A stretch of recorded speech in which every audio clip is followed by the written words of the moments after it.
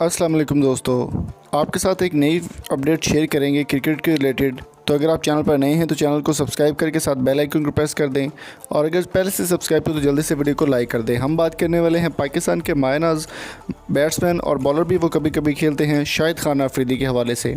शाहिद खान अफरीदी के बारे में सलमान इकबाल की जानिब से एक बहुत बड़ा पैगाम जारी किया गया जो सोशल मीडिया पर आजकल काफ़ी ज़्यादा वायरल हो रहा है।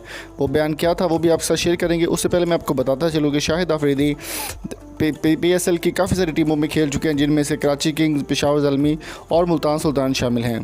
पिछले सीज़न में उनको कराची किंग्स में दोबारा खेलना था, लेकिन किसी वजूहात की बिना पर वो नहीं खेल पाए और वो मुल्तान सुल्तान में ही खेले। 2 सीज़न मुल्तान सुल्तान की जानिब से वो खेले हैं, 2 सीज़न पेशावर ज़ल्मी की जानिब से और 1 सीज़न कराची किंग्स की जानिब से।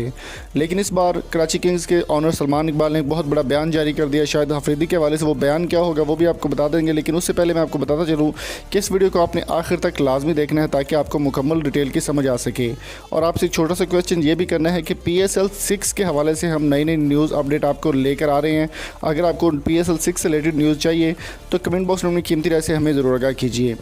दोस्तों, सलमान इकबाल कराची किंग्स के ऑनर हैं और ARY नेटवर्क के भी ऑनर हैं। उन्होंने एक प्रेस कॉन्फ्रेंस में एक बहुत ही शानदार बयान, जब उनसे पूछा गया कि शाहिद खान अफरीदी कराची किंग्स में क्यों नहीं खेलते, तो उनकी जानिब से एक बहुत ही शानदार जवाब दिया गया। वो आपको जवाब मैं बता देता हूँ कि क्या था। उन्होंने जब सवाल पूछा गया, उनका कहना था कि शाहिद अफरीदी बहुत अच्छा मेरा दोस्त है और अभी तक क्रिकेट खेल रहा है। वो जब रिटायर होगा तो मैं उसे कराची किंग्स का कोच बना दूँगा। ये कहना था सलमान इकबाल का, जिस पर काफ़ी ज़्यादा जो लोगों का रद्द-ए-अमल आया। उनका कहना था कि वो कराची किंग्स में शाहिद अफरीदी को शामिल करने वाले हैं और जैसे शाहिद अफरीदी रिटायर्ड होंगे उसके बाद वो कराची किंग्स के हेड कोच बन जाएंगे और डीन जोन्स की छुट्टी हो जाएगी। तो आपके इस बारे में क्या राय है कमेंट बॉक्स में अपनी कीमती राय से हमें ज़रूर आगाह कीजिए। वीडियो पसंद आए तो चैनल को सब्सक्राइब जरूर कीजिएगा। मिलेंगे आपसे नेक्स्ट वीडियो में। Thank you so much for coming.